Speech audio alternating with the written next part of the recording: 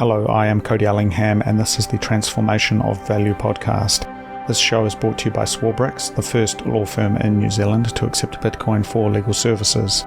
The Swarbricks team are Bitcoiners, and they are knowledgeable about the legal aspects of Bitcoin in New Zealand, as well as general legal advice. Swarbricks offers a 20% discount for services paid in Bitcoin. Find out more at swarbricks.co.nz/Bitcoin. Now, in today's episode, I talk with Zed, a Bitcoiner originally from the Czech Republic, but now living in Wellington, New Zealand, where he organises a local Bitcoin meetup. We dive into Zed's story, leaving the Czech Republic to go to London around the time of the Occupy movement, where he first discovered Bitcoin. We talk about Bitcoin art and the role of popular culture in sharing new ways of thinking, as well as the cultural background that Zed brings to Bitcoin, having been born into a communist system. We also talk about how people such as the Gypsies of Europe or the New Zealand Māori represent a different kind of relationship to the state that we can learn a lot from. I do hope you enjoy this episode. If you want to get in touch with me, please send an email to hello@thetransformationofvalue.com and I will get back to you. Otherwise, on to the show. I think with an interview, the important thing, interview is the wrong word. With a conversation, the important thing is to relax and just let it flow, you know? Yep. Often I think when you look at Bitcoin stuff on the news, legacy media, they're very adversarial and they ask very pointy questions that are designed to make people emotional or put people in a corner. And it's not about trying to find the truth. Do you know what I mean? Yeah, it's just to put a one-sided picture which people can easily swallow and feel like that is the truth. Yeah, it's sort of the classic mainstream media thing. And I don't know, do you know TVNZ? I just signed up with them today to watch that crypto series they released recently, but I didn't watch them before or anything. Yeah, it was a WTF is crypto, their show. And I haven't owned a television in like 10 years, but I also signed up to watch that episode, which was actually, the content was okay, but it was interesting because there was so much bullshit in it. Like just all these like graphics and stuff. I was like, look, just give me the information. Yeah. Yeah. Well, not surprising from mainstream media. It's just a bit shame that when I saw it online, there was a lot of people like, this is it's amazing content and everything. But it's very crypto focused and I haven't watched the episode yet, so I'm just... Episode 5, which is about mining, is 90% Bitcoin. There was a little bit of shilling of proof of stake by the Easy Crypto people, unfortunately, sort of showing their hand. But in their defense, I wonder how much of that was edited into like a soundbite that seemed like it was proof of stake positive, whereas actually she didn't say that. We will never know. But for the most part, it's focused on Bitcoin mining and the sustainability aspect, which I thought was really cool. It's quite good. So yeah, mining is a whole thing.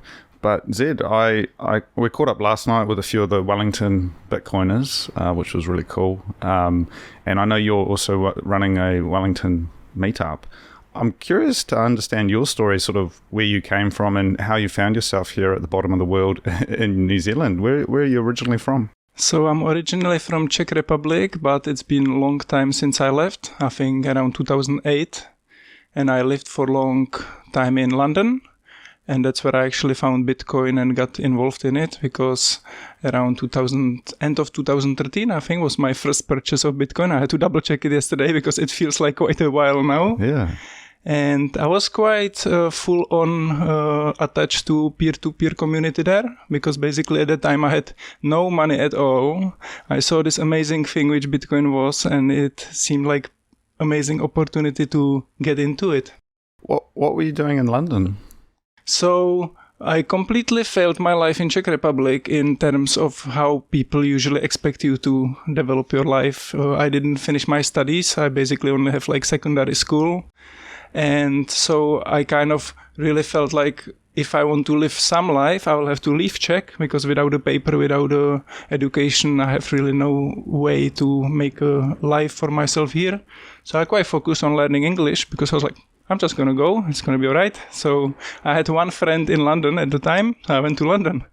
And I just started work on anything, kitchen porter job, security guard job, CCTV operation job. Ended up in a small finance firm and worked there for a friend of my friend. And it was really boring. That kind of gave me a little bit of glimpse of how finance world is like. And I didn't like it. I mean, these people who everything was valued in pounds, not in value like in a personal growth or in how much you can actually help someone. It was everything like, this is how much this person is worth. This is how much this house is worth. And nothing else mattered for them. And I really felt it was very bleak.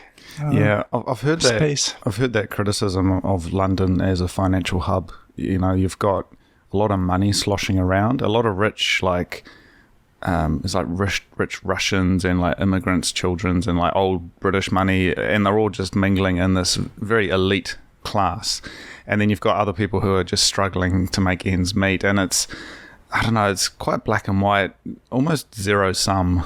These financial cities. I believe New York maybe has similar attributes, but if you're trying to make it work, it can be quite challenging, right? Yeah, it is very challenging. I actually arrived there with 8 of my best friends. We all packed up in Czech Republic, sold everything and went there. And at the end, it was just me and my girlfriend who stayed there because no one else made it. It was just so difficult to enter there, as an immigrant from kind of Eastern Europe, as they say in England. You have so much bureaucracy and so much paperwork that you need to have this in order to get a flat, in order to get a bank account, and nothing really works easily. Yeah, it's interesting. Sort of the Mother England, sort of that class system, I think, is probably the most interesting thing. I haven't been to the UK. It's one of the places I'd like to visit and kind of reconnect with that side of my family. But I don't know, London, it seems like it's a bit of an outlier because there's certainly beautiful parts of the country. Did you travel around other parts of the UK? Or? Yeah, I think I probably traveled through most parts of UK, all the nice places like Scotland and Wales and Cornwall and Lake District, because UK is relatively big and a lot of it is farmland. So you actually have to travel quite far if you want to get to nature, especially from London. So that makes it a bit challenging, but there are nice parts in UK. Yeah, and I think that it's... perhaps I selfishly think maybe it's some of the nicer parts that we inherited here in New Zealand, but certainly there is the influence of capital. New Zealand. I was talking to Matthew Birchall on the show a couple of weeks ago about the New Zealand Company and the colonisation project of New Zealand, which was funded through London. And I wonder how much has actually changed. It's sort of this engine of finance, but. You did that. I am interested, though, going back to your experience growing up in the Czech Republic. Do you feel that maybe influenced your understanding and your relationship with Bitcoin and seeing how that all works? Yeah, I was actually thinking a lot about it as I was coming here and preparing my conversation. And I think there is a lot of aspects in Czech Republic which formed me as a Bitcoiner, but not just me. I think there is actually quite a big group of Bitcoiners because Czech Republic have actually a very strong Bitcoin community and even a lot of strong early development. And I think that one of the things which really shaped most of us is the fact that we had a communism there for 50 years and basically it just finished when I was 4 years old, when the communists left the country. So basically a whole generation of our parents grew under the communist regime. And it was a very different world, because basically our parents have no way to leave the country.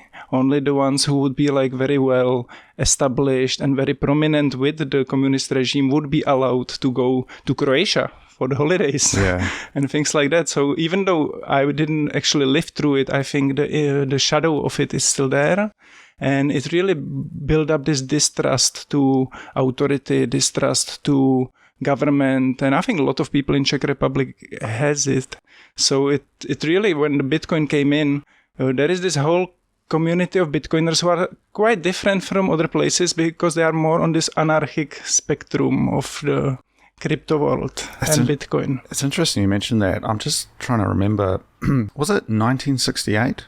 So the Prague. They left 1989. Yeah, but when they first came in... 1949. 1949. Okay, I'm just trying to think. 1968 stands out as a date in my mind. Was that the Prague uprising or something? What? I'm not sure if there was in 1968, but I know that there was the Velvet Revolution and there was the 1989 when they were basically moved away. Yeah, I'm just sorry.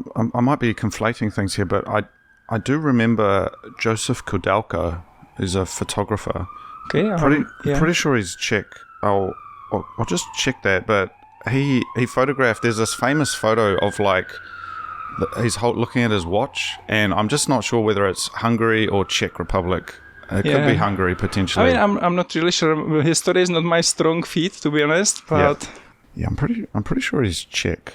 Yeah, Czech. I mean, it sounds like a Czech name. Yeah, Kudelka. Yeah, and he's got this. Okay. Yeah, I may have to check it out as well. Yeah, so that's he photographed. Joseph Kudelka, he photographed some really interesting stuff. So he was operating sort of the 60s, 70s, 80s, and he photographed a lot of gypsies and people who were displaced by communism. But yeah, so this photograph, Prague, August 1968, and it's a photo that Joseph Kudelka took, and he's like holding his watch up, and you can see this main street of Prague empty as the Soviet tanks are starting to roll in. But certainly, I mean, my history is not so good, sorry, but... well, my history should be good for Czech Republic, but I have gaps to catch up with. No, that's all good. The Prague Spring, Pražské jaro. Oh, okay. Does that make sense? Yeah, I know. Yeah. I heard of Prague Spring. Yeah, so I think it was something that really inspired me to see that. And in the museum, in the photo exhibition, they had these like 5-meter black and white prints of his photos from 1968, as well as some of his later work with the gypsies and kind of displaced people who didn't really fit into the communist system. Because even though it's sort of on the outside of this equality, it's like, if you're unable to work or you're disabled or you're in a minority, it actually, you don't fit in. And I don't know what your thoughts are. Yeah, and I think the gypsy community is kind of quite... closed, so they don't try to fit into other systems. They just work within their small community, or not small, relatively big community, but they don't try to work with this system. And so they quite often end up on the sidelines and just doing their own thing. I wonder if and again, this is something I've only ever learnt about from others. I haven't seen it with my own eyes, but I wonder whether the Romani and the gypsy people of Europe really represent one potential model for self-sovereignty, because they don't really identify with any state system, right?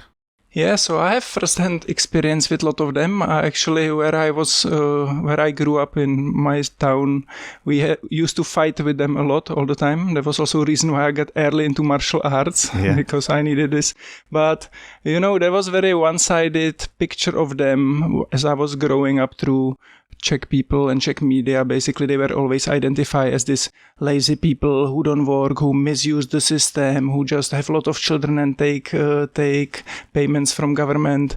But as I kind of grew a bit older, I made friends with some of them because we lived in similar places for quite a long time, and I realized that actually their community is very unique in this time and age, where the division of our society is kind of getting stronger and stronger, and the families are just getting a bit more cold with each other and such. They actually still have the strong family unit, which work as one. So basically, as Czech people kept complaining about these gypsies still having the wealth, still having the money, still being able to deal with the life, I kind of realized that it is because they don't work as a unit of two, as a family. They don't work as a unit, as one, as an individual. They work as a extended family of 50 members. And it doesn't matter if some of them live in UK, or if some of them live in Czech Republic, or if some of them move to Canada. They really have this network when they share the informations with the rest of the family, how they can be better off, how you can get better job, how you can get maybe government support and things like that. And this really gives them massive opportunity. This gives them really strong way how to deal with everything. Yeah, it's similar, perhaps, if we look at, say, the history of Maori society here in New Zealand. And, we were talking about this last night, but the imposition of the iwi structure, the tribal structure from the colonial government to kind of divvy up what was effectively hapu and extended family groups, traditionally. And that sort of speaks to a similar thing where you've got these very large community, well, not very large, but, much larger than a small family of, parents and children. You've got these extended families that can support each other and kind of, it's like this network effect. It's very decentralized. I think that's the key word, and I wonder whether there's something we can learn from that, because you've also got, they have their own language or their kind of pidgin language of whatever place they're living, plus their own sort of encryption, right, for talking to each other. They've got their own networks that's parallel to the state-based system. Mm-hmm. They are kind of like parallel family system. They integrate into wherever they live. And I had this opportunity even to end up like being in some of the gypsy famous weddings and places like this. And it just felt amazing. The bond between the family was so strong that for me, like growing in Czech Republic with broken family and in post-communist era where people just didn't trust each other, this was so different energy. So I actually learned to quite appreciate them. My early picture of just them being the people who abuse everybody else shattered, and I actually really appreciate them for who they are and how they managed to survive in this strange time. Yeah, and I think there's again, just from what I've read, but seems to be a lot of kind of ingenuity in terms of how they do things, their way of living, their approach to life. It's sort of a very humble, but also very practical. They have this extended family network that they can rely upon, international in some cases, and they just do their own thing. And when the government is handing out money, they'll certainly take it, but they're not dependent on it. They sort of, I don't know, it's a very practical way of living. Yeah, I think so. Yeah. I think it worked quite well for them as opposed to other Czech people who just complain about it. Yeah, well, because I had another good friend in Tokyo who grew up in Czechoslovakia, but on sort of the other side, there's Slovakia, and he talks about similar things. Back then Prague was still the capital, and a very similar experience. You couldn't trust each other. He's probably the same age as us, maybe a little bit older, but you couldn't trust anyone. And London seemed to be sort of the regional centre where a lot of people ended up as sort of a stable place that was outside of a lot of the chaos of Europe. And he found his way to Tokyo some years later. But it was certainly interesting to hear him talk about it. And he understood Bitcoin really well when we were talking about it last time I was over there. He sort of naturally got it, and I mean you obviously get it. So out of the people from what was formerly the Czechoslovakia, it's like 2 out of 2. They understand what it means, and I don't know. Do you think there's a wider awareness of Bitcoin? Well, it's hard for me to talk about it because I didn't live there since 2008. I only come there very briefly. But certainly, in early Bitcoin days, which I would call my 2014s and such, a lot of things came out of Czech Republic, like Bitcoin Trezor, a first / mining pool. Trezor, did you say? Mm-hmm. Oh, the hardware wallet. Yeah. It is from Czech Republic, and it was actually first hardware wallet in the world. And then the Ledger and other wallets kind of follow the same model and such. Is Brains out of... Yes, Brains pool is out of the Slush pool. It's basically the continuation, and they evolved the technology to... And the ATMs as well. Yes, General Bytes is from Czech Republic. And because there's they had a conference as well, was it BTC Prague? BTC Prague, it was I think first year this year. I hope to go next year for next one. But there is long-standing conference which was called Hackers Congress that started in 2014, and it was always about kind of this blend between Bitcoin and art. And it was really nice. I mean, it kind of connected these two different words, like artist and cyberpunks, or whatever you want to call them, cypherpunks. Are you familiar with Franz Kafka? I read a couple of books of Kafka. Yeah, he's a legend. So yeah, how would you say? Because I mean, for people who aren't aware, his writing, it can be difficult to engage with sometimes because it's quite cryptic in the kind of the old sense of the word, and almost you can see the communist influence of, you know, just this frustration with bureaucracy and that sort of thing, but certainly very beautiful writing, and I wonder whether that plays a role in this kind of artistic, you know, what you said with Hacker Congress, kind of anarchist, kind of political technology, you know, meets art. I don't know. What are your thoughts on that? Yeah, I mean, certainly Franz Kafka is well known in these parts of the world, and it's very hard to describe his style or the way how he writes, because it's really kind of very abstract, dark, and you get a strong feeling of the time and age when he was writing these pieces.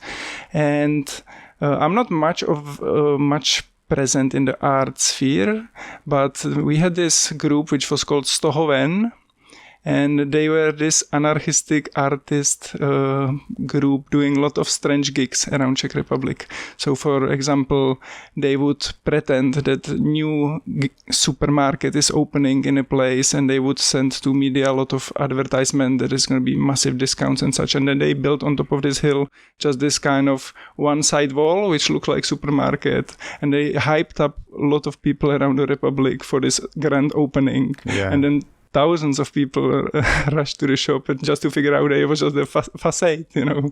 Yeah, that sort of stuff really interests me because, again, Franz Kafka, he was based in Prague, but I'm pretty sure it was still part of Austria-Hungary. You know, possibly the old way, but effectively, you know, modern day Czech Republic is where he was based, and he wrote these books. And there's this one, what was it, The Castle, I believe. Yeah, I didn't read but you know what Castle in the Clouds, or what is it? Yeah, and it's like basically, you know, his whole mission is to just somehow get a meeting or to get into this castle on top of the hill, and he goes through all of these people and he's like, asks them, how do I get there? And then the person, it's like this criticism of bureaucracy where he's like, oh, you got to ring that guy, and then you got to do this thing, and you got to do that, and it's like a bad dream where you're doing some repetitive task and it never finishes. It's this kind of almost nightmare situation, and then the book suddenly just ends, and he never gets there, and it's very like disconcerting to read. Yeah, I read his book, The Trial, or what is the English translation, and it had very similar feel to this, you know, it's just this bureaucracy, being caught in a trial which you don't understand, for the reason you don't understand, not being given any judgment on you and such, and just the whole book, he's lost there trying to figure out what's going on, and it didn't end up very well as well, so... There's a Japanese author, Abe Kobo, who writes similar stuff, and I find it difficult personally to engage with. I mean, it's powerful work, but it's like you can sense yourself losing a connection to reality as you read it. It's like it's what you'd colloquially call a mind fuck. Very interesting. Yeah, but I'm just really curious because it seems like that sort of thinking, it's sort of like what created that kind of work to emerge, and obviously Prague, beautiful city, you know, academic, intellectual capital, you know, of the 19th century, and you know, in many ways, lots of amazing work came out of that, and it's sort of between Prague and Vienna, so much work in literature and philosophy came out, and yet it sort of had this era of communism as well, and this kind of repression of that. Sort of, those two things, you know, like how do they fit together? Yeah, it's a good question. I mean, certainly it bred the kind of people who we these days call Bitcoiners. Yeah. Because a lot of people really feel strong distrust to authority and government, and even pre-democracy. This basically is in our roots for last 2 generations. And so I think the Bitcoin scene in Czech Republic is very good, and also it's very interesting to see the early stages in this Hackers Congress when the art merged with the Bitcoin, and there was so interesting talks. You know, I really like it. I think it was very different to what we have these days in conferences about Bitcoin around the world where everybody's just saying, okay, Bitcoin is great. This is what we are building. This is how we're going to change the world, which is good message. But the vibe was very different when it was like half of this strong artistic crypto anarchists, you could say, and half Bitcoiners. And I really enjoyed it at the time, but a lot of influence there, a lot of different things happened in the past. And well, I can see your T-shirt. It says Institute of Crypto Anarchy, and I mean I think that's what really interests me. Again, from the artistic angle, is what you talked about. This collective group that did the fake supermarket on a wall and created all this media hype. That the kind of intervention, and you saw a little bit of that.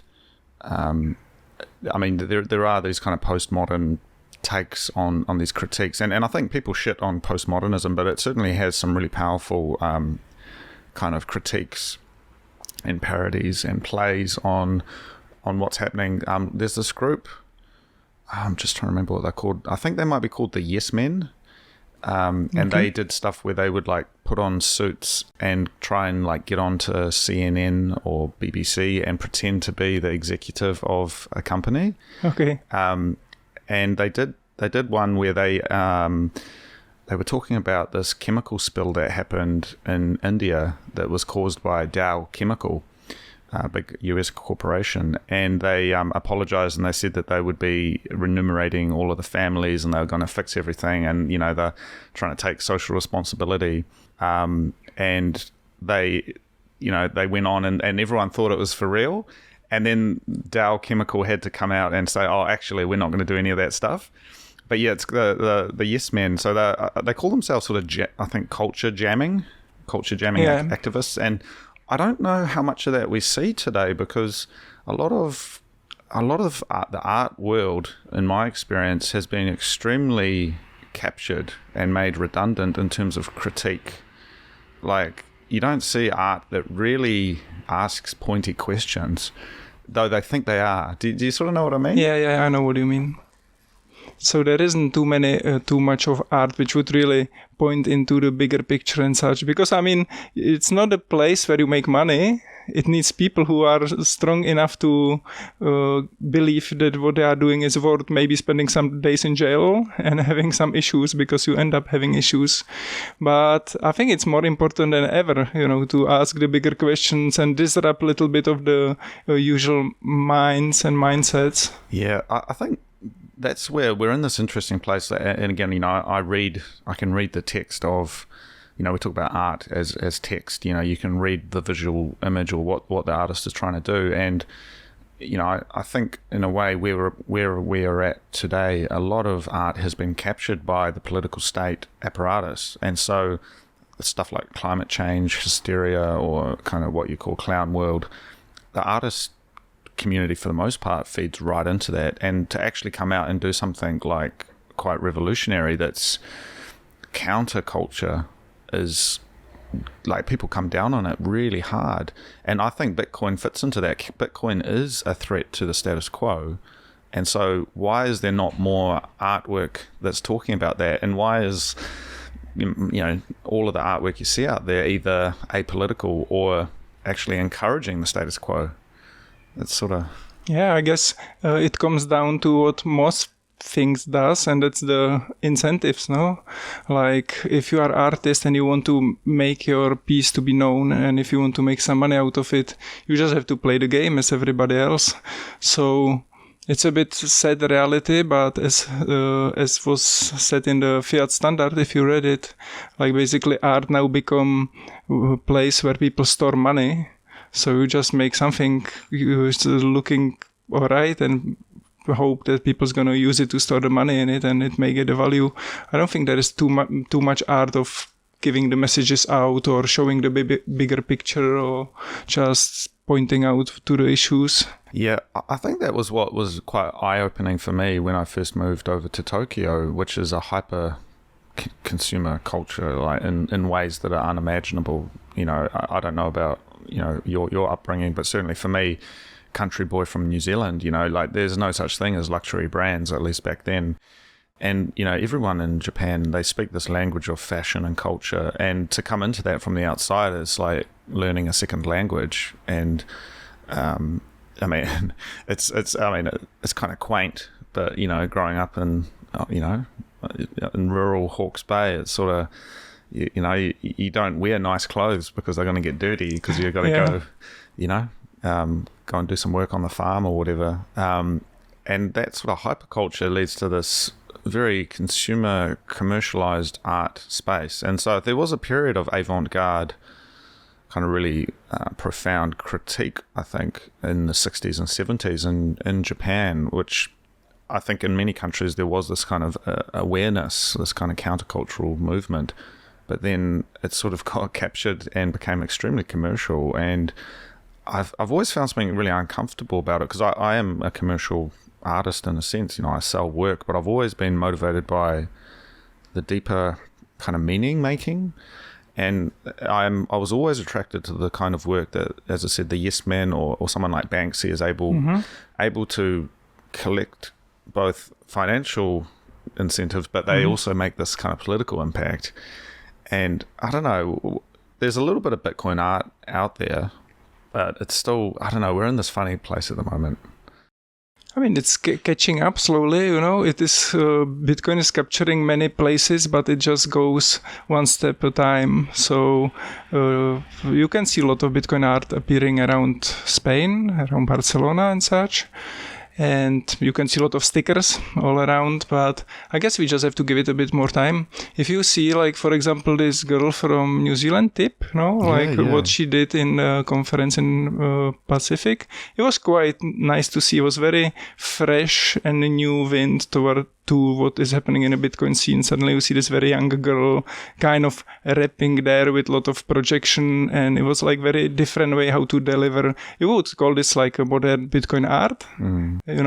Maybe it just needs a little bit more time when we break up to the younger generations, and they will start like building on top of things we don't do at the moment because we are a bit older and more conservative, and we just move with the time. Yeah, I think when I look at it broadly, we're in very early stages where it's very direct references to Bitcoin. And so, what you talk about is Bitcoin art. It's like, Banksy type spray painting in Barcelona, or, rapping about Bitcoin topics and central banking and that sort of thing. But I think the second generation of Bitcoin art, which I'm hoping emerges soon, or it's beginning to emerge, is work that assumes Bitcoin.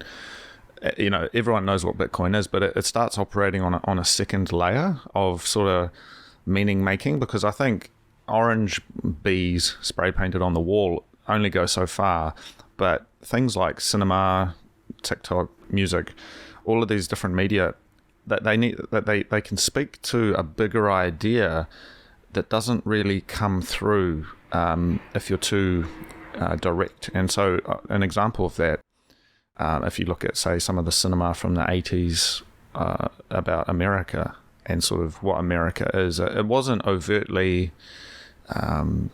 capitalist, but something, I don't know if you know, like Ferris Bueller's Day Off or The Breakfast Club, or some of these kind of teenage movies from the 1980s. There was a director, John Hughes, who did a lot of these sort of films, and they talk about this kind of golden America where you've got, like, the jock and he plays football, and you got the nuclear family, you've got, the kids driving around or whatnot, or something like the Beach Boys when it comes to music, driving their cars around California, and this kind of euphoria of capitalism that comes through in that period, say from maybe the late 50s through to the 80s, where anything seems possible, and it's underpinned by this idea of American excellence and American capitalism and the primacy of that.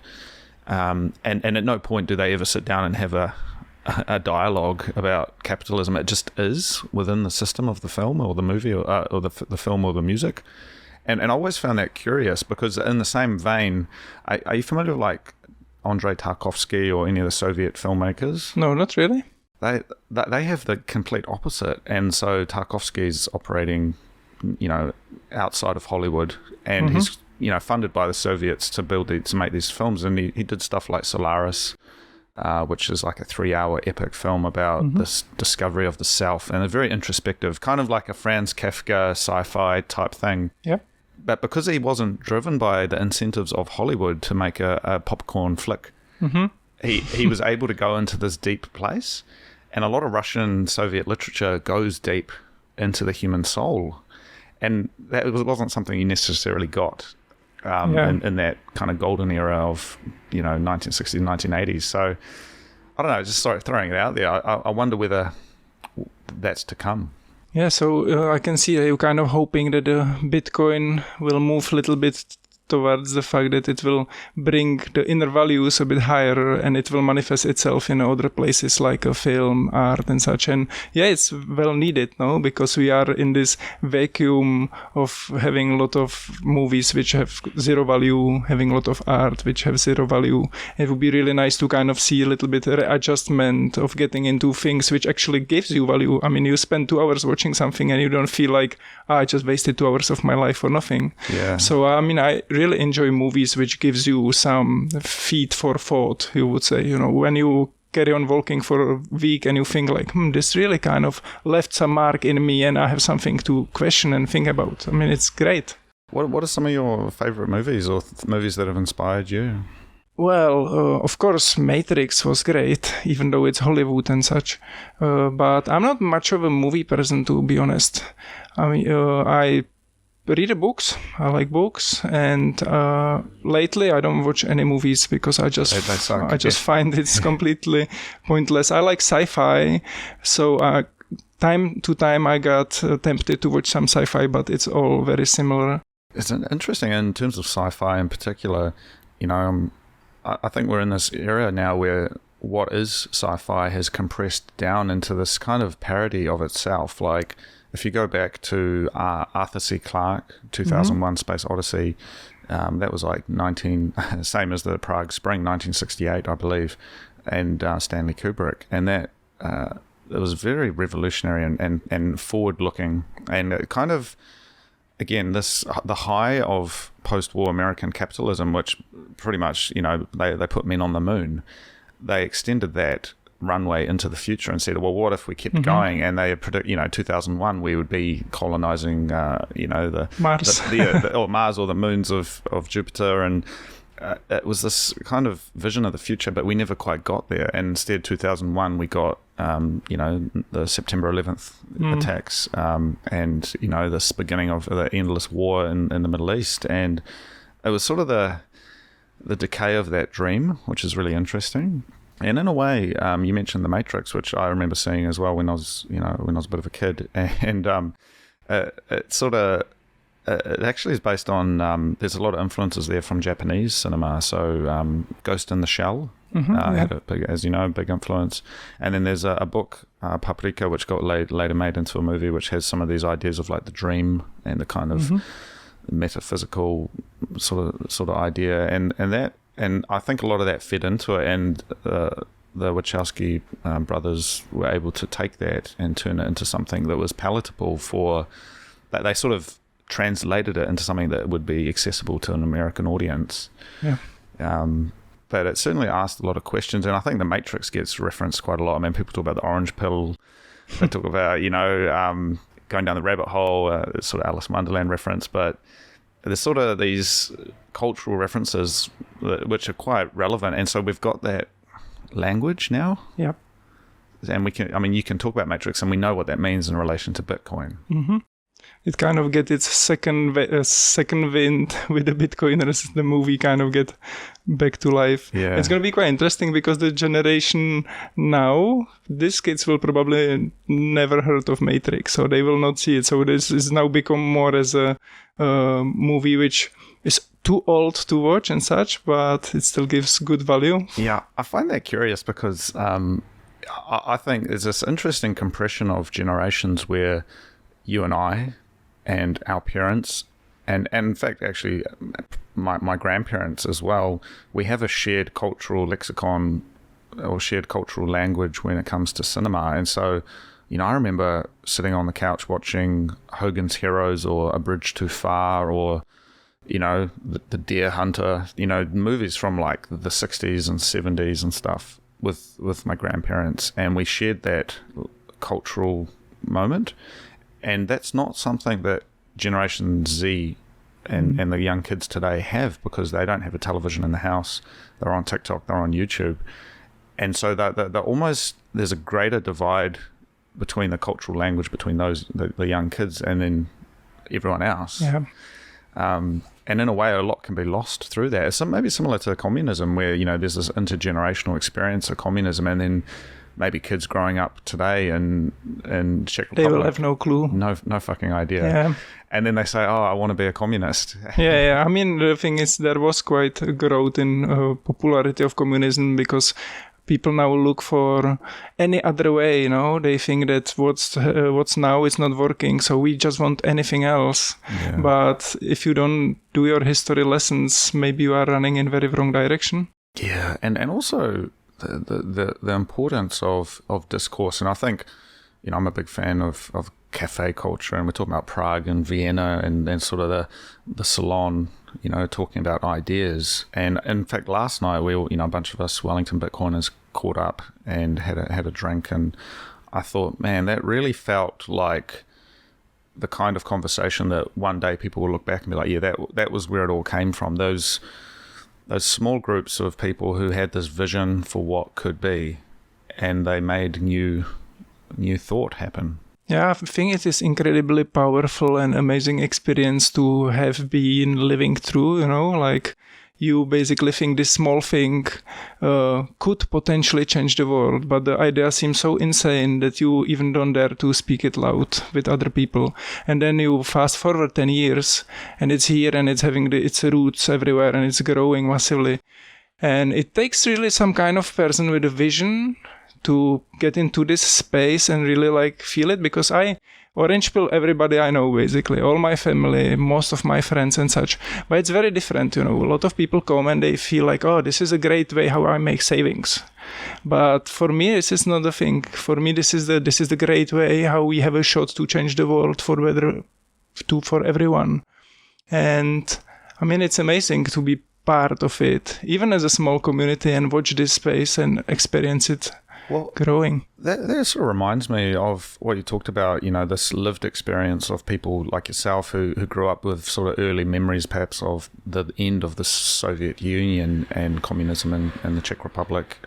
It's like everyone comes to Bitcoin with their own cultural background, and we can meet at the table and share that. And so the cultural background of your classic, you know, Texan American Bitcoiner, of, you know, government overreach and kind of, you know, the history of the Constitution and all of that is one thing.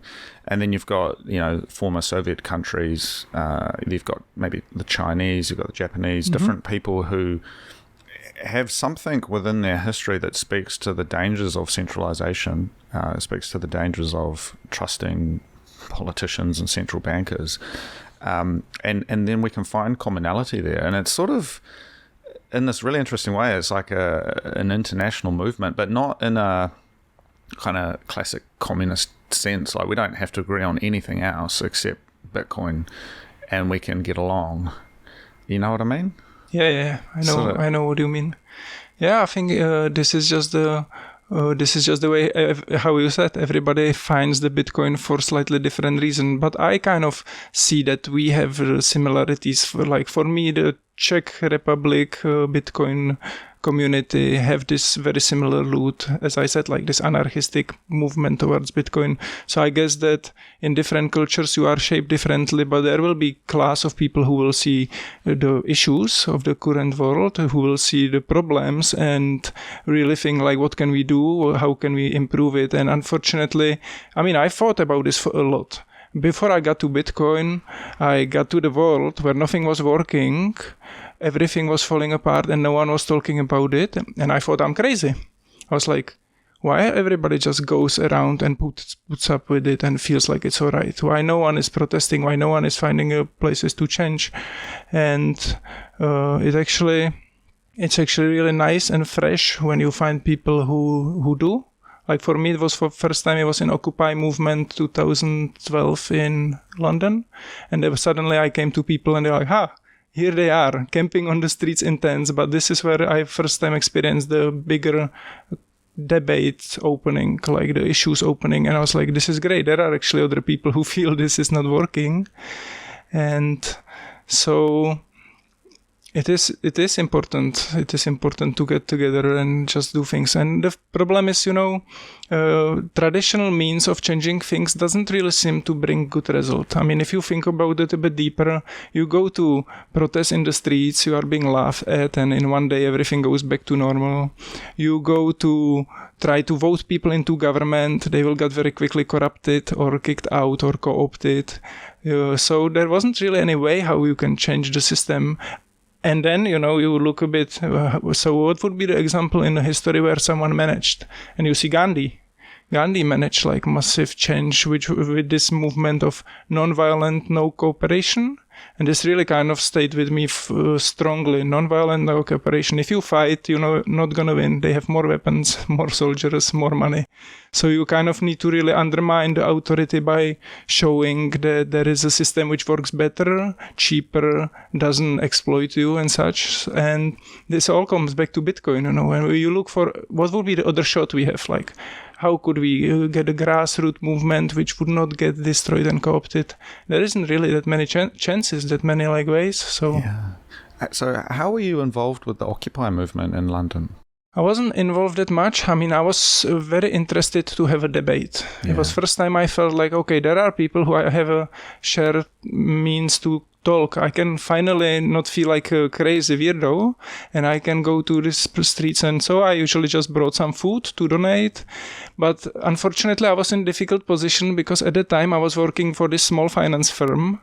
And as soon as someone started to talk with me and learn that I work in finance, I was the enemy. Oh, yeah. So I was like, yeah, I work for them guys, but that doesn't mean I agree with their culture. I'm there to make money to be able to go and travel. So Occupy movement was super strong. This really kind of make me realize, okay, this is a problem which is not only in my head, but we need to work on this with other people. And then very shortly after, Anonymous appeared in the world scene, and this completely moved the border to different level. No, suddenly we had this movement of people born in a cyberspace which were able to go and get things done. And it was amazing. It really felt very empowering. And so this all happened between 2011, 2012. It was massively changing. For me, at least, I felt like the global shift happened at this time. The debate opened, new borders to fight for freedom opened, really shaped my relatively early understanding of what we want to do in this world. And this is worth putting focus on. And also I started to learn a lot of things, and it was my opening. Okay, what is the privacy on online? What should I do? How I'm being spied on?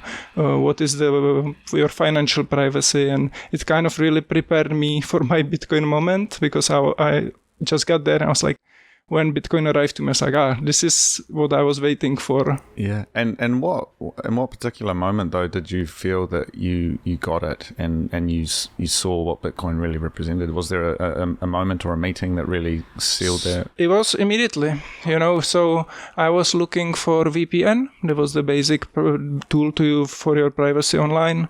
But I was well aware that how VPN can be private when you pay with it with your credit card, and your name is tied to your account, which provides you private communication. But if the government official comes and asks you, they just get your name and your tunnel. So I was like, this is really strange. So I looked through a couple of different VPN options, and I was lucky enough that one of them actually had Bitcoin option as a payment in 2013.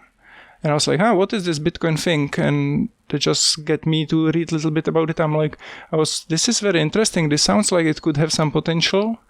But, you have to learn. It's not like you just say, this is great, let's buy. There is so much scam and so much of these different things that we are all skeptic against anything new. So I started to learn about it, but it very quickly clicked with me as a person who was molded in a way to this moment in the life that, okay, this is the thing I was waiting for. This is why all my life I could not really feel like what would be the purpose worth putting your energy to. And I was like, this is it, because this can have the potential to change everything. Yeah, that's incredible, to discover it and to understand it. And again, with your background, it seems like you were able to see that, because certainly for myself, it took a lot longer, and it really took the last couple of years for me to fully synthesize everything that I had seen. And I'm curious, Zed, sort of, you've been living in New Zealand for a while now. So I arrived first time 2017, but I kind of came and left a couple of times. Yeah. I mean, what's been your experience having spoken with, I guess, a lot of New Zealanders? Like, how do you see the perception from the outside, or sort of semi from the outside, of the collective approach to Bitcoin, or collective understanding of Bitcoin from within New Zealand? Like, do you have any thoughts or ideas around how that's worked so far? Yeah, so I feel like New Zealand is probably one of the last countries in the planet which will need Bitcoin. Yeah. And that's kind of reflected in how people think about it here and how much are they interested. I mean, Bitcoin is really the tool which helps the most people who need it. It was built for people who need it. And unfortunately, New Zealand is this paradise at the end of the world where everything works perfectly and people are happy, or at least that's the perception sent to the rest of the world. So I feel like New Zealand have a lot of work to catch up with what's going on around the world, because even though that you are here or we are here at the end of the world and everything seems still working fine, still reasonably all right, when the system starts cracking more in US, UK, Australia, it will come here. And it will be much better to get people like ready and to get there to start being self-sovereign, self-sufficient a bit more. Yeah, it's interesting you mentioned that. I'm really interested in the parallels with colonial Africa, and New Zealand is certainly a very different historical situation, but the project of colonization, which is a perennial theme, publicly. Is often talked about, and if you look at, I believe it was Ian Smith, who was the former Prime Minister of Zimbabwe, or Southern Rhodesia, I think it used to be called. He talked about how Zimbabwe was more British than Britain, and he was quite surprised when he went back to the UK in the 70s or whatever and saw just how different it was. And in many ways, I look around me in Wellington, even the name Wellington, the Duke of Wellington, it's like... Yeah.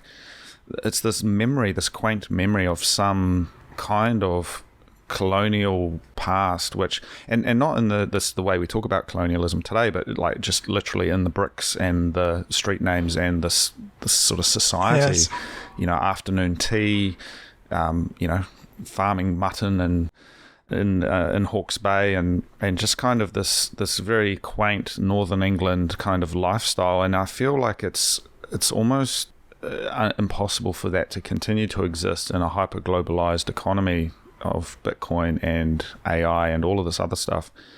It's sort of like almost going to be a shame when that collapses, because it is quaint. You go down to the beach, you go mountain biking, you go and have a cup of tea with Nana. It's like there isn't this influence really, like, because we're so far away from everything, where the world doesn't seem to be here, it seems to be over there. Yeah, but when the world comes here, which it will, it's going to be like I think an existential crisis, potentially. Yeah, I mean, potentially it's going to be, it just depends how quickly it unfolds and how well people will be prepared. But I think, coming back to previous question a little bit, there is a great potential for Maori people, yes, to get a bit more sovereignty and more strength in New Zealand through Bitcoin. So I think probably what would be very good focus here is to get it to the Maori communities. Because they are the minority still, even though they have quite good power. I think they would, if they would understand it, they would really welcome it, because this would give them back the power they lost quite a lot during the colonization. And it's interesting. I mean, we were talking about this last night, obviously, and we had some preeminent historians in the room with us, so we kind of got some take on it. But I mean, obviously, the project of colonization and the way we talk about it is extremely nuanced and complex, and I think it gets boiled down to a kind of a binary, like this is good and that was bad. But I think I agree with you that Bitcoin maps so well onto Maori culture, and as we talked about before, the Gypsy culture of Eastern Europe and Europe, like the hapu, the decentralized family structure, the tribal system, the kind of consensus building, because the way a lot of Maori communities make decisions is consensus building and doing the work. It's a bit like a BIP, if you want to. Someone's telling me, trying to use, they were building a new marae in Hawke's Bay, and a friend of mine's, a family member, was trying to propose using steel beams instead of wood for the marae, for the whare, and it was not how you did a marae back then. It took a lot of consensus building to do that, and so they built this one with steel framing, and now all of the marae that are built today use steel framing. Okay. And it was this kind of innovative approach. So it's sort of like you've got the BIPs and this consensus building, you've got the decentralized nature, you've got this, I think deep down, a resentment, maybe not resentment, but a criticism or an adversarial relationship to the state.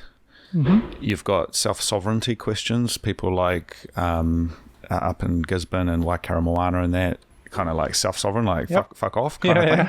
So you're right, it really maps onto Bitcoin quite well. And I guess also the fact that Bitcoin as it is now is really thought of and used as a store of value and potentially generational wealth, as we talk about it, that could work really well for these extended communities and extended families, where basically it could really help a whole family to rise up and get to better life standards. And yeah, we're in this interesting place where, a lot of the policies and a lot of the shit that you see coming out of government, if anything, what it does is it disempowers Maori people, and I've seen that firsthand.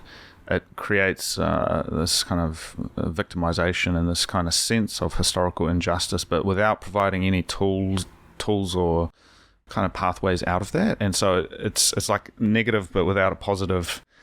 And I believe there is a Bitcoin-shaped hole in all of that stuff where, yes, so there was some historical injustice and there were some challenges there, but there is this way to get out of it, and this function that anyone can pick up and use. It's called Bitcoin, this thing. And if you use this, you can improve your situation. And I think that kind of cultural change or attitude change it's just like a little change in direction, but it goes from going to the state for assistance to going back to themselves and saying, well, look, we can do this on our own. Fuck the state. Yep. You know what I mean? Sorry to be frank, but how do we do that? I don't know. Yeah, so it is a bit difficult now to kind of approach them because they are a bit more closed community and such. And so it's not easy for us as a white man from Wellington come and preach Maoris how they should use Bitcoin. Well, that's it though. I mean, that is a common criticism, though I believe there is a relationship there that can be built. And what it is about having an open discussion. And I think at the moment it gets very exclusionary, like unless you're already within the group, you can't really have a voice. And I think that's probably almost fostered by the government. They sort of defer and they say, oh, well, unless you're 100% Maori and you're fluent in te reo and you can do all of this stuff, only you can promote new ideas. But the history of Maori society has always been about taking ideas from other people and incorporating that. Like we talked about it a couple of months ago with Ben Jarvie, but the Maori king, Tawhio, he went over to England and petitioned the Queen to set up a bank in New Zealand, like a Maori bank. And there was this period in the 19th century where there was all of this innovation happening, and Maori society quickly adapted and urbanized and industrialized and a lot of things. And there were historical challenges there, but for the most part, they didn't stand still. But in a way, now what we've got with the state is a sort of paternal directive to just not change and not innovate. Yes, I see what you mean. You know what I mean? And I think that's the challenge. And again, I blame the state for it, but the state has taken its incentives from somewhere. I don't know, maybe it creates a dependency and gets the votes or something, but keep a little bit more control over the community. And ultimately, as I said, I think there's a huge amount of innovation possible. Maori culture is a lot more resilient. If you look at the structure, at least, of the decentralization, a little bit like the Gypsy stuff, they're able to do it. And even where my father lives now, there's quite a big Maori community there, and they're very self-sufficient. I guess it comes from distrust of government that they really need to rely on them and their families. And I think that's a theme that we can take, and it's very controversial because you bring that up in Wellington and people get very cagey and very because it's this funny place where everyone talks about decolonizing and helping helping the Maori, and this very paternal. I hate it because they don't fucking need help. The Wellington kids are the one, these white kids working in the Ministry of Social Development are the ones who need help because they are deeply misguided. Maori culture has a lot of mana. It's a very beautiful and stoic culture. And I think there's a lot of value to be had there. But when you've got these kids with their latte and they're sort of saying, oh, kia ora, it's like, fuck you. But, they say, fuck you and just leave me alone. Yeah, I mean, I also feel that Maori community have actually very strong values, and a lot we should be learning from them rather than trying to impose our values, which quite often are very minuscule to teach them. I had a good friend from Maori community who did diving instructor course with me 2 years ago here in Wellington. Oh, in Island Bay? In Island Bay. Yeah. So there was actually, I was very happy to met him because that gives me a bit more closer look to Maoris and how they live and how is it about. And I firstly really appreciate it, and secondly, similar like with the Gypsies, I learn more to appreciate them for who they are and their connection to nature, to their ancestors, to one another, to the strong values they hold. This is the minority, not only as a population, but minority in terms of value we miss in the world right now, and we should be learning and getting back to this, Yeah, absolutely. And I grew up surrounded by this sort of stuff, and I think the real insidious piece is there is so much potential there, but it's sort of like undermined by the ideology of the state and left to its own devices, and given maybe something like Bitcoin, which they're free to use, I think there could be this real flourishing, and I think there's a lot of respect with that. Fuck off, leave me alone, and let me do what I want to do. And it almost absolves all of these historical issues around property rights and land and all of that stuff. There's a chance to set that right because your whānau and your family can have this private key. You can have a multi-sig. You can take custody, and maybe there was some historical issues which there's a lot of problems there, but moving forward, you can take custody and no one can take it from you. So I think this is a common theme we agree on. I think there's a lot of opportunity for Maori people, and it's really great to see your perspective on where New Zealand is at. I certainly agree. I think we don't need the lifeboats just yet, but it doesn't mean it's coming. It's coming. It doesn't mean we shouldn't build them. I lament, I can see it around me, the sort of decay of New Zealand, the New Zealand of my grandparents' generation, of white picket fences and state houses, and just slowly disappearing and melting before our eyes. And the architecture of it, even just visually, is starting to collapse. What is New Zealand? Is the question, I think. I guess also it suffers a little bit from the fact that New Zealand is marketed heavily to the rest of the world as this place where you can just have an amazing life, come here and be in the nature and such. And I think that creates a lot of influx of people who maybe shouldn't be here. People who think that they're gonna go to Lake Taupo and buy their nice villa for the doomsday. And when the rest of the world is burning, they can come here and finish the living here and such. So a lot of money come this way as a investment in New Zealand housing and such, which destroys the market for normal people here. And also a lot of people who maybe should not be here because they don't really have any connection to life here, to people. They just come for their own selfish reasons to enjoy the paradise while the rest of the world is decaying and falling. Admittedly, though, pushing back on that, I think New Zealand generally speaking, is quite an integrated society, like compared to what you're talking about, London, you know, and the stories I've heard of just like, you know, the sons of rich Russian oligarchs, you know, who are just in their own bubble. I, for the most part, I think, you know, the richest suburbs of Auckland, or, you know, people down in Queenstown and stuff, even then, they're integrated into the New Zealand project somewhat. You can't help but be part of it, but I don't know how much longer that will last. I don't think there's any real enclaves or like ghettos or anything, but maybe one day we will see that, and, you know, Queenstown becomes the doomsday bunker or Taupo or something. But I don't know, man. It's something I think about a lot, and even the relevancy of talking about New Zealand. You know, is it, you know, talking about the sovereign individual now, but is the nation state even relevant as a topic, or is it really about local communities? Because Wellington and Queenstown and Hastings and Auckland are all very different places. Yeah, I don't know. Yeah, I also kind of have. I went to these places and saw different Bitcoin communities around, because I lived first in Auckland for like half a year, then we lived in Christchurch for a year and a half, and now in Wellington for 2 years and such.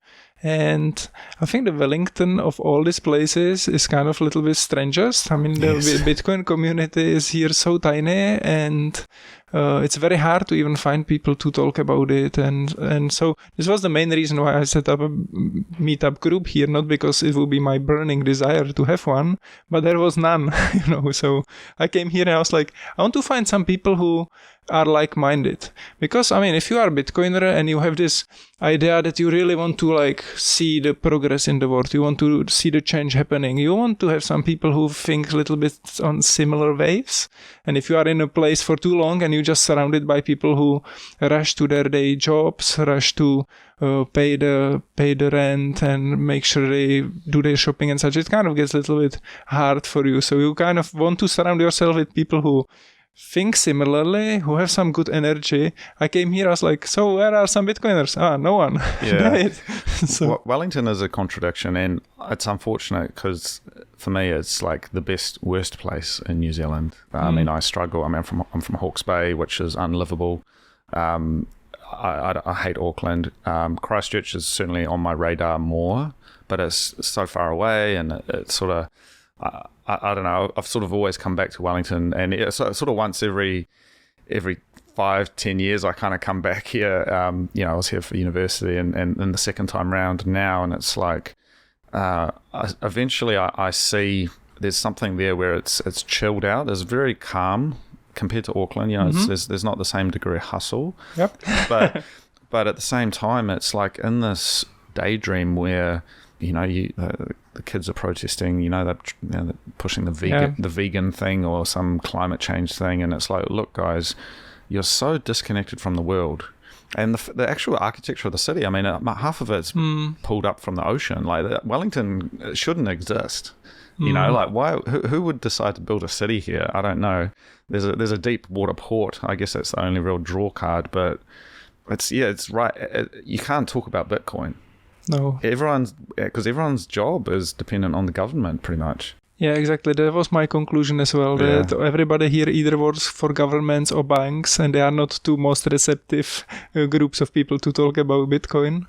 Zed, I guess sort of beginning to wrap up, like what's next for you? Like what's on your horizon? So I don't do long horizons, I do short horizons, and my short horizon is that we are going to Nepal with a couple of my friends in like months time to climb some mountains. And that's been actually taking a lot of my time over like last half year, because it needed a lot of training and preparation. So it was not so much crypto related, but I think next year I'm going to look a little bit more into another way how to enter Bitcoin space and be a bit more useful. You know, I mean, it's nice to organize meetups and do small things, but I would like to get a little bit more helpful some way. Well, yeah. Well, you've had a few different business ideas previously, right? Yeah, I mean, business ideas are all right, but I feel, you know, I'm in kind of a strange space, because I feel like maybe I don't need to work anymore, because if I'm kind of living relatively normal life, maybe I'll be all right for the rest of the life. But then on the other way, you want to do something which is going to be beneficial to others, which is going to give you some satisfaction that you're doing something productive and such. So I'm kind of in the space looking for what it would be. And I mean, there is a lot of projects I could think about, but I'm like, do I really want to like run a project? So I'm very kind of chilled, calm person. I have found my space in the life and I can just walk slowly and I'm happy, with what I have. Yeah. So do I want to introduce, like, build something and get people involved and get some stress and get some like things happening? Maybe, maybe not, maybe. Yeah, it's sort of interesting like that proof of work when you realize that there is this great failure incoming for the fiat system. It's like, well, what are you going to do? Like, if you can live a humble life, I mean, we're probably a bit similar. I'm not a big spender. I'm not trying to splash out on things because it's like you stay humble, stack sats. Because if you can do that, even a meager amount of Bitcoin today is going to be very valuable in the future. And it kind of unlocks these questions around, well, what is your real purpose?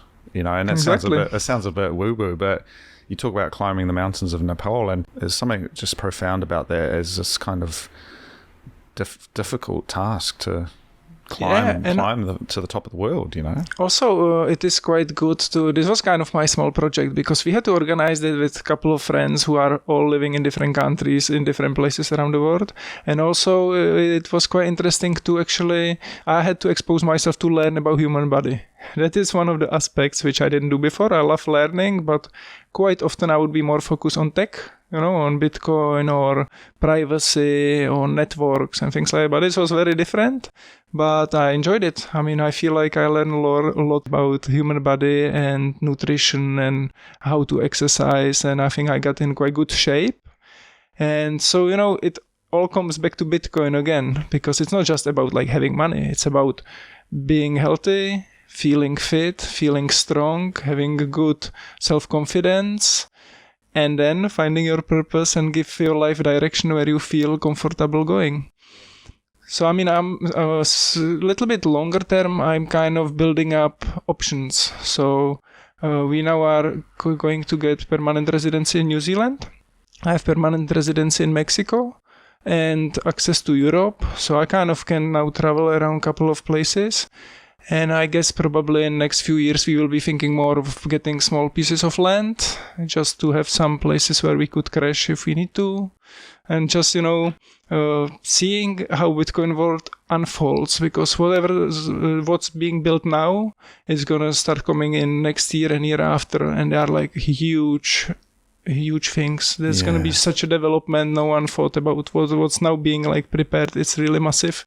So combined with halving and a lot of other things, there's going to be a lot of things to do. I agree absolutely with your sentiment. I'm extremely excited about stuff. It's maybe on the outside, it seems like there hasn't been a lot of movement, but deep down, everyone that I know in Bitcoin is heads down building, and it just takes time. And I think a lot of that stuff is going to emerge next year.